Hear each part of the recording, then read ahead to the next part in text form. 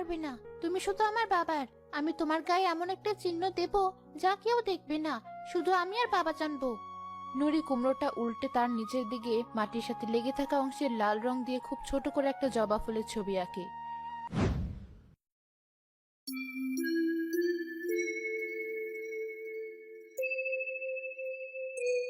ও সালমা, আজ একটু সকাল সকাল বের হতে হবে। জমিতে অনেক কাজ। কুমড়োগুলো পাকার সময় হয়েছে। এখন চোখের আড়াল করা যাবে না। এই তো, তুমি হাত মুখ ধুয়ে এসো। পান্তা ভাত আর পোড়ামরিচ দিয়েছি, সাথে একটু আলু ভর্তাও আছে। খেয়ে নাও। শরীরটা তো আর লোহা দিয়ে বানানো না, এত খাটলে শরীর টিকবে কি করে? শরীর নিয়ে ভাবলে কি আর কৃষকের চলে বউ? মাটির দিকে তাকালে সব ক্লান্তি দূর হয়ে যায়। এবারে ফলনটা যদি ভালো হয় তবে তোমার জন্য একটা শাড়ি আর নুরির জন্য লাল ফিতা কিনে দেব। মেয়েটা কতদিন ধরে বায়না করছে। আমার শাড়ি লাগবে না, আগে ঘরের চালটা ঠিক করো। গত বর্ষায় তো পানি পড়ে ভেসে গিয়েছিল। আর নুরিকে একটা ভালো জামা কিনে দিও। মেয়েটা আমার ছিঁড়া জামা পরে দিন পার করছে। আল্লাহ ভরসা, দেখা যাক কি হয়। নুরি কোথায়? ও কি এখনো ঘুমাচ্ছে? ওকে আর ঘুমায়? সে কখন উঠে বসে আছে, বলছে বাবার সাথে আজ জমিতে যাবে। আমি কত মানা করলাম, শুনলো না। পাগলি মেয়ে আমার। আচ্ছা, ডাক দাও ওকে, খেয়ে নিক। বাবা, আমি তো রেডি, তুমি তো দেরি করছো। আরে মা, আস্তে, পড়ে যাবি তো। এত সকালে উঠলি কেন? তোর তো স্কুল নেই আজ। স্কুল নেই বলেই তো যাবো। আজ আমি তোমার সব কুমড়ো গুনে দেখবো। কাল আমি স্বপ্নে দেখেছি আমাদের খেতে অনেক বড় বড় কুমড়ো হয়েছে, একদম হাতের মতো বড়। হাতির মতো বড়? বলিস কি? তাহলে তো গরু গাড়িতেই ধরবে না। ধরবে বাবা, ধরবে। আমি বুদ্ধি করে সব সাজিয়ে দেব। চলো এবার খেতে বসো।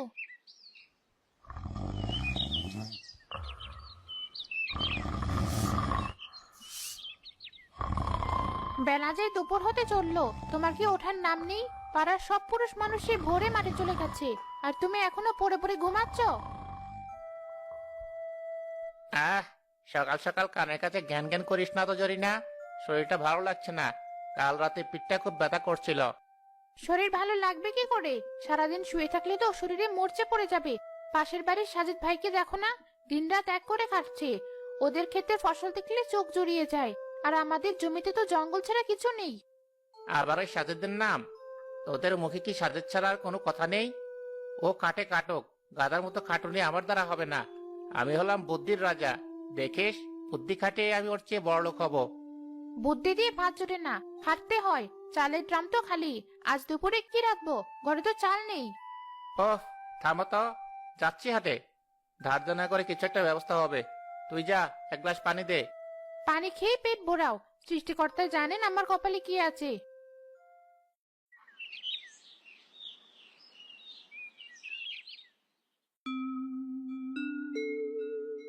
বাবা, তোমার অনেক ঘাম হচ্ছে, একটু জিরিয়ে নাও না। এই নাও পানি। আহ, কলিজাটা ঠান্ডা হয়ে গেল মা। তুই আছিস বলেই কাজ করে এত আরাম পাই। দেখ নুরি, এই যে গাছটা দেখছিস, এটার নাম দিয়েছি বড় মিয়া। এর কুমড়োটা সবচাইতে বড় হবে। বাবা, এই কুমড়োটা তো হলুদ হয়ে গেছে, তার মানে কি এটা পেকে গেছে? হ্যাঁ মা, আর দু একদিন পরে এগুলো তোলার মতো হবে। আল্লাহ যদি সহায় থাকেন তবে এবারের হাটে এই কুমড়ো বেচে আমাদের সব অভাব দূর হবে। বাবা, তুমি চিন্তা করো না। আমি রোজ সৃষ্টিকর্তার কাছে দোয়া করি, আমাদের ফসল কেউ নষ্ট করতে পারবে না। হো, দোয়া করিস মা। মানুষের নজর বড় খারাপ, বিশেষ করে ওই মোরাদ ভাই। মুরাদ চাচা? উনি তো অলস, উনি আমাদের কি ক্ষতি করবেন? অলস মানুষের মাথায় শয়তানি বুদ্ধি বেশি থাকে মা। কাল দেখছিলাম বেড়ার ফাঁক দিয়ে কেমন করে যেন তাকাচ্ছিল। তার নজর আমার ভালো লাগেনি। বাবা, আমার মাথায় একটা বুদ্ধি এসেছে। কি বুদ্ধি মা? মুরাদ চাচা যাতে আমাদের কুমড়ো চুরি করতে না পারে বা নিজের বলে চালাতে না পারে, তার জন্য আমি একটা কাজ করব। কি কাজ করবি তুই? লাঠি নিয়ে পাহারা দিবি? না বাবা, লাঠি না, আমার কাছে আমার রঙের বাক্সটা আছে না, আমি আজ বিকেলে রং নিয়ে আসবো। রং দিয়ে কি করবি? সেটা এখন বলবো না, বিকেলে দেখবে। এটা আমার আর বড় মেয়ের সিক্রেট। আচ্ছা বেশ, তোর যা খুশি করিস, কিন্তু রোদে বেশিক্ষণ থাকিস না। চল, এবার বাড়ি গিয়ে দুমুঠো খেয়ে আসি।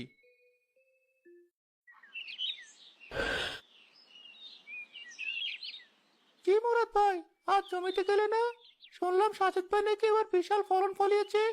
তার কুমড়ো দেখার জন্য নাকি শহর থেকে লোক আসবে। আরে রাগ তোর সাজের, কুমড়ো ফলিয়ে কি আর দালান তুলবে? 2 দিন পর পচে যাবে, তখন দেখবি। বুঝবে কেন? সে যা যত্ন নেয়। আর তার মেয়েটা নুরিমা, মাশাল্লাহ, এতটুকু মেয়ে বাবার সাথে কি খাটুনিটা না খাটে। বাপ বেটির এই ভালোবাসা দেখলে চোখে পানি এসে যায়। ভালোবাসা দিয়ে পেট ভরে না সোহেল, আসল হলো টাকা। দেখিস ওই কুমড়ো বেচে টাকা কে পায়। তুমি কি বলতে চাইছো মুরাদ ভাই?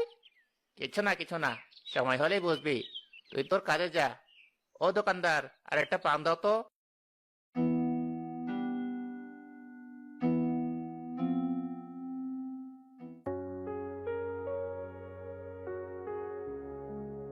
শোনো বড় মিয়া, তোমাকে কেউ নিতে পারবে না।